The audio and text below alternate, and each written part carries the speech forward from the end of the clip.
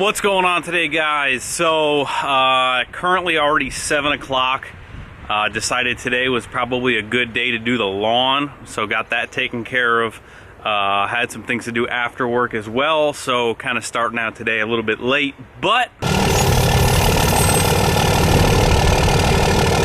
got to give you guys the weekly lawn update. Went one more row on the left side.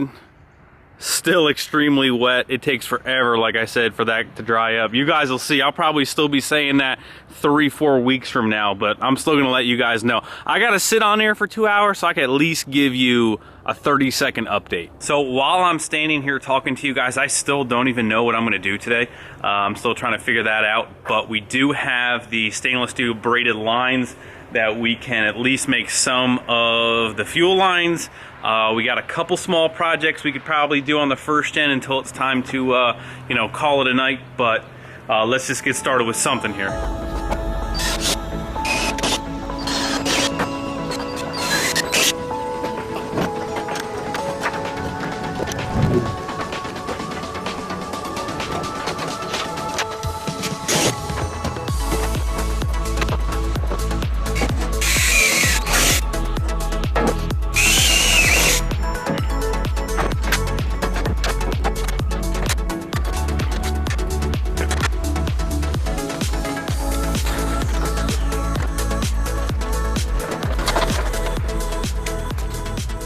Alright guys, so as you can tell, what we're doing is just test fitting and getting the roll pan set up for when we're actually going to paint it.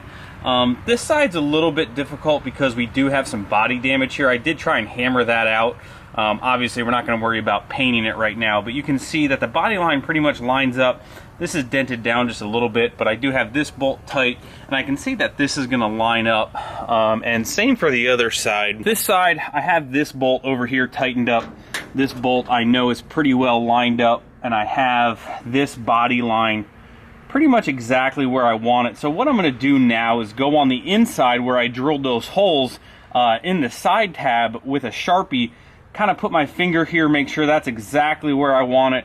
Draw a Sharpie line on the inside, and that way I know where to drill through the body, and I'll show you guys that, and then I'll take this off and we can go from there. But that's really the next step. Just when you're drawing the line where you're going to drill through here, I mean, obviously you can tell, like if I pull this out just a little bit and drill that hole, it's not going to be flush. So same with the third gens, you really want to try and there's a little bit of body damage here. This should be pulled out, but you know, it is what it is. This is pap scrap. This ain't the show truck. So really down here, as you can tell, maybe not, but it's smooth up until here where it gets dented in. But that's what you want to do. If this is pressed out like this, it's not going to match when you drill that hole. So you really want to try and follow the body line once you get the majority of it lined up. All right, so this is a pretty good example. Let me try and move the camera here. Okay.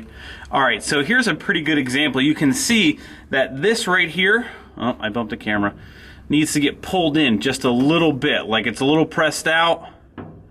Just pull it in ever so slightly. Actually, let me just see here. Okay, so from looking from the outside, that actually is pretty damn perfect.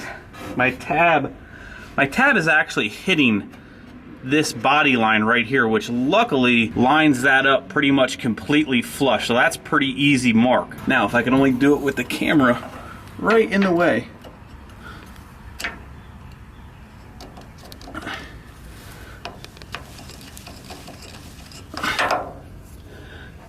And I can't. You guys are getting moved. Take a look at the lawn. Okay, that line's good. And I'm gonna do the same thing on this side. Make sure it's good, which it's pretty well good right where it's at. Probably just gonna see my head. And this pen is not even long enough to get in there. Gotta get a different pen or pencil.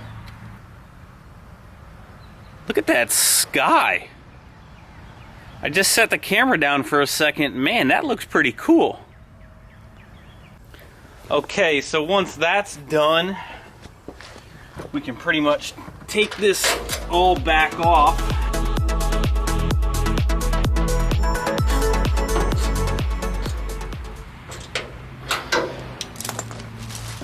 Actually, I lied to you guys. Alright, so I forgot. Oh, here we go. Cutting the grass has me all kinds of screwed up. Oh, man. So if I'm sniffling, it's not because I'm doing anything other but cutting the grass. The other thing I wanted to do before I took this off and before we paint it, do body work, whatever we're going to do to it, I need to try and get all the measurements and everything for the hidden hitch on this thing. So I need to take a couple measurements. I've heard of people using the stock one and just going inside the frame rails. I'm not sure if I'm going to be able to do that or not, but I'm going to get some measurements now, maybe cut up some steel, kind of see what we can work out as far as getting it perfectly centered right behind here. We might actually need to cut this out a little bit, because as you can see, fitting this in is like almost no clearance. So we might need to actually trim that out just a little bit there in the center. But let's grab a tape measure. Alright, so roughly 38 in the frame rail gap here. Let's take a look at this stock hitch. Okay, so our frame rail was 38 in between the frame rails there.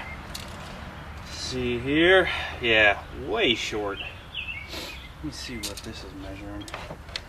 Yeah, even outside here, it's only 37 1/4,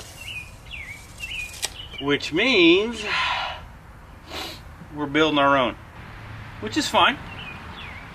Takes quite a bit more work, but I thought that somebody at one point said that they had used, I must have read that somewhere, I don't know, that they used their stock ones and put it in between the frame rails, but I don't know how the heck they did that, because it's 38.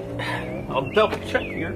Alright guys, so for the sake of moving along here, I don't think it's going to be too bad actually making the hitch after the fact, after this is already painted. I'm not too worried about that. Before we do that, we will just try and grind this out, maybe from like here to here, flat with this opening. That way it just has a little more wiggle room with the hitch. This piece is actually really not even totally necessary. It does add some reinforcement, but it's really just the fact, the way they manufacture it, it's just left in for ease, I would assume. But we'll grind that out a little bit, make sure we got enough clearance, and then fabricate the hitch afterwards. Basically what we'll end up trying to do is probably make a flat piece, a piece of flat stock here, kind of just like on my last one. I know it's kind of echoey under here, sorry about that, but we'll take a flat piece of steel, try and utilize some existing bolt holes possibly, if we can.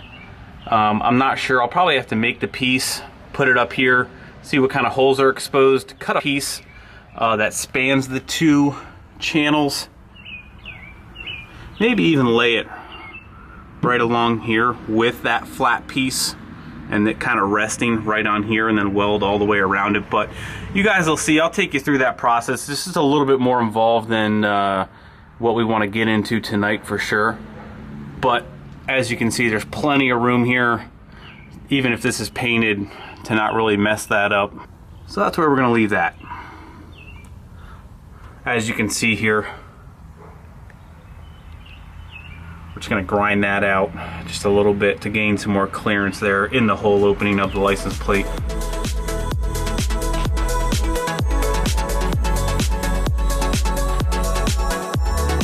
Alright, so the hardware that I'm using is just this stainless steel Allen head socket. Usually on the 3rd gen roll pans it's a little more hidden. These usually, damn cars passing by, but these heads usually tend to blend in pretty well, especially on a silver truck, even though they hang down quite a bit lower than the 3rd gen. But that's probably what we're going to be using just in the future if you guys need. That's what I use on the 3rd gen as well. Okay, so what we need to do now is, you can see where we have to drill a hole through here. Now what we need to make sure of is that we have access to behind that to actually get a bolt through there. Again, there probably might be an easier way, but I'm not going to use a self tapper there. That's just kind of, I don't know, I'm just not a fan of. So what we might do is actually just follow this line down, maybe use a cutoff wheel, something to open this up just a little bit more to access the back of this. I can stick my finger in there, but I probably won't be able to fit a wrench back in there, so we're gonna have to clearance that out on both sides. That way we know when we go to stick a bolt through that I can get a nut somewhat on the back of that. And that's the same thing that I had to do on the third gens. The third gens are a little bit easier because they don't have all this in the way. It's actually just a seam that you can kind of get to, I'm pretty sure. But first gen's obviously a little bit different. I know a lot of guys actually weld these in, but I mean, that's just a lot of time, a lot of effort, especially you can see we got some body damage on this side as well with that dent. You know, we're not gonna pull that out, weld it. This isn't really a restoration project like that I've gone over a million times. We're just trying to get it, you know, as clean as we can, as fluid as we can, with the least amount of work as we can. So, you know, we're gonna paint the roll pan, but we're gonna attach it the proper way. But as far as welding it in, smoothing it, you know, we're not doing that, that's for sure. All right, guys, different day, same story, basically. Pretty easy, actually. I thought I was gonna have to cut this all out, cut this section out, but what I did, all you're really trying to do is gain access so an open-ended wrench can fit up inside here when that bolt goes through. So what I did is just took a small hole saw, you know, trimmed up here, trim down there. I can pretty much fit my finger pretty much all the way up inside there. So if I can do that, I know a wrench can get back in there. That's what we did on both sides to give us clearance to put a nut behind that bolt once the roll pan is right up in here. I'll show you the hole over here. There you go. So now we're good. Now we have enough room to clearance that.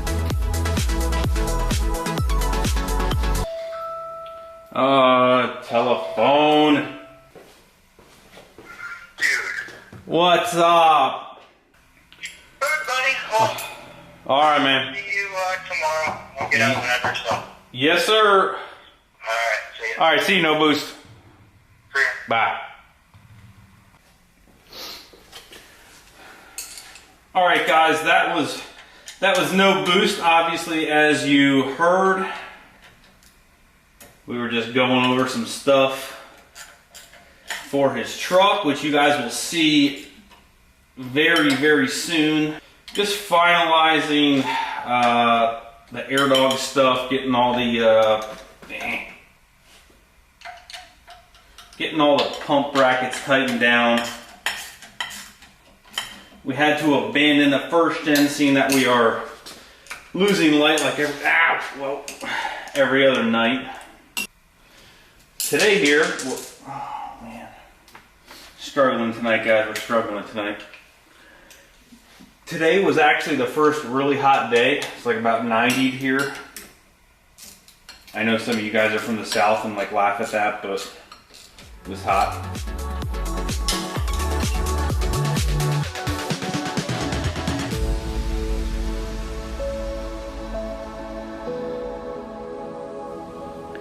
All right, so what we're doing now is basically just, at least on the back side of the pump, which is the inlet for the tank, what we're doing is screwing in our AN fittings. Basically, I got this thread pitch. I forget exactly what it is. It's an O-ring thread that they use. Obviously, you can see an O-ring on there. But it's an O-ring thread that I got basically right from the AirDog book. They tell you what size fittings that they're using. Usually it's, you know, it is O-ring thread to your push lock style male, I guess you would call it. But basically what I did then is just go from their O-ring thread to whatever size inlet, which would basically be 1/2 inch or number 8. So we got a O-ring thread, whatever was in the book, by number 8 AN 1/2 inch fitting. So we're going to put these in now. I think I'm just going to cap those. I'm not really ready to take off the sending unit, get that out. I don't want to leave everything open, I guess you would say, until I'm ready to actually do the work. So it would make more footage for me to take the sending unit out, disconnect the return, drop the bean sump that's in there now. But honestly, See, my phone keeps going off. But it doesn't make sense for me to open everything up until I'm ready to do it. So that's kind of what we're gonna do here.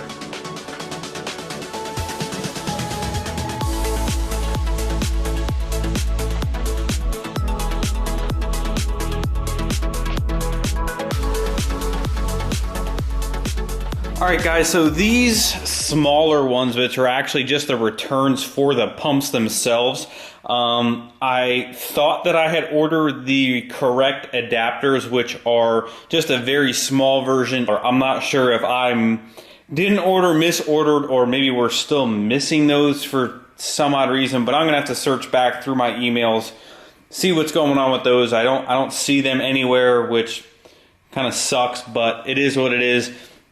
From these adapters, I can at least go from the new sump to the inlet, from the outlet then to the motor. I think I pretty much have everything to do that, but it's then just returning this to the fuel tank, which we're going to do via the filler neck fitting. These are very small fittings on the air dogs, which in my past videos I've explained air dogs do not have a high return system. They're basically just returning basically some very small air vapor.